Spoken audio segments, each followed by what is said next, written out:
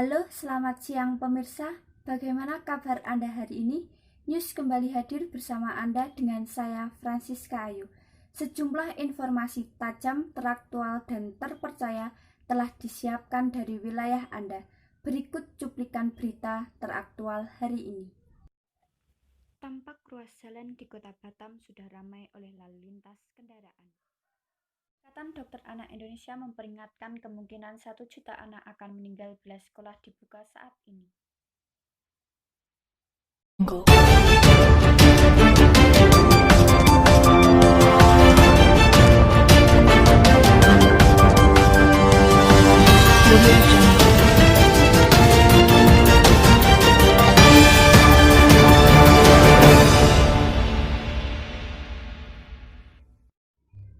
Mulai hari ini, Kota Batam memasuki masa transisi hidup baru di tengah pandemi COVID-19.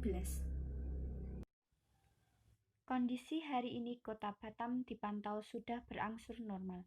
Tampak ruas jalan di Kota Batam sudah ramai oleh lalu lintas kendaraan. Sejumlah perkantoran dan pusat perbelanjaan sudah mulai beroperasi. Tim gugus tugas COVID-19 turun langsung ke pasar tradisional Sagulung untuk memantau kegiatan jual beli agar tetap mematuhi protokol kesehatan. Penerapan hidup baru ini akan dilakukan 2 pekan ke depan. Dan jika petugas menemukan ketidakdisiplinan warga ataupun pelaku usaha akan mendapatkan sanksi.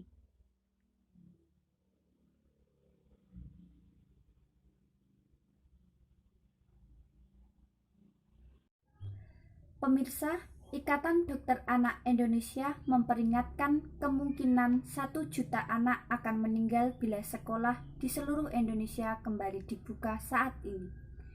Federasi Serikat Guru Indonesia menilai di zona hijau sekalipun pembukaan kembali sekolah berpotensi menjadi kelas terbaru COVID-19.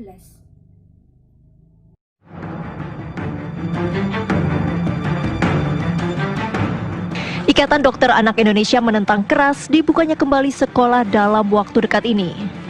Menurut Ketua Umum Ikatan Dokter Anak Indonesia Dr. Aman B. Pulungan, sekolah paling cepat baru aman dibuka setelah 2020. Itu pun berlaku syarat dan ketentuan. Kita didiklah anak kita di rumah dulu. Paling tidak kita tunggu sampai 2020. Bersabarlah kita dulu.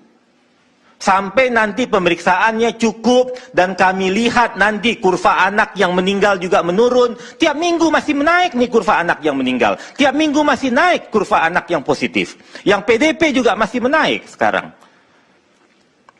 Ya kan? Kami dihilir, kami yang merawat, kami tahu jadinya. Federasi Serikat Guru Indonesia menilai sependapat. Wasekjen FSGI Satriwan Salim menyatakan, jika dibuka saat ini sekolah berpotensi menjadi klaster baru penyebaran COVID-19. Sekalipun bila sekolah berada di zona hijau. Sekolah itu satu hari bisa sampai 1.000 orang yang hadir kan di sekolah. Siswa kalau di SMP SMA itu bisa masing-masing sampai 700 siswa, 3 angkatan kan. Kemudian ada guru 50 sampai 60. Kemudian ada pegawai tenaga kependidikan, ada staf kantin dan seterusnya, bahkan ada orang tua yang mengantar. Ya kan, bahkan anggaplah di sekolah ada protokol kesehatan yang nanti kita bahas. Tetapi ketika dia pulang dengan menggunakan angkutan umum, kan tidak ada yang menjamin anak-anak kita atau guru akan steril kan dari penyebaran COVID ini. Atau yang kedua misalnya begini, sekolah dan wilayah di sekolah itu misalnya saya di Rawamangun gitu ya, Rawamangun, Pulau Gadung, anggaplah zona hijau misalnya gitu. Tetapi anak-anaknya yang bersekolah berasal dari daerah lain yang zonanya zona merah kan. Oke, kalau sekolah negeri ada zonasi, kebijakan zonasi, tetapi sekolah swasta kan tidak ada zonasi. Jadi tidak menutup kemungkinan anak dan guru bersekolah di sekolah zona hijau, tetapi rumahnya berasal dari zona merah. Nah ini kan persoalan juga. Jadi memang secara prinsipil kami berharap agar tidak buru-buru untuk membuka sekolah walaupun itu di zona hijau sekalipun. Itu dulu yang pertama, Mas Andro. Menurut Ikatan Dokter Anak Indonesia, pemerintah tidak boleh mengambil kebijakan coba-coba dalam hal membuka kembali sekolah. Misalnya, menerapkan teori herd immunity. Karena dengan teori ini diperkirakan akan ada 1 juta anak Indonesia yang direlakan untuk meninggal. Saya melihat kalau 60 juta anak ini masuk sekolah pada saat ini, kalau katanya lah belakangan ini tren teori herd immunity. Jadi kalau 60 juta anak ini akan sekolah, kalau kita mau mengambil ini herd immunity, dibutuhkan 50% anak yang sakit. Jadi berarti 30 juta anak akan sakit. Pertanyaan saya, anak siapa yang akan sakit 30 juta ini?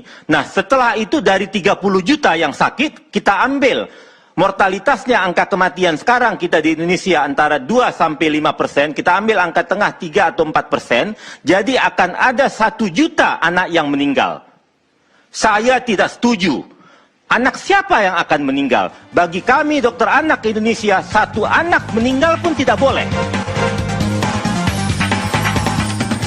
Tim TV One mengabarkan.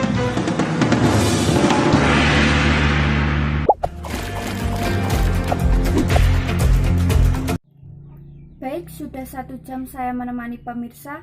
Artinya saya Francisca Ayu pamit undur diri mewakili kerabat kerja mengucapkan terima kasih atas partisipasi Anda. Selamat siang, sampai jumpa. Go.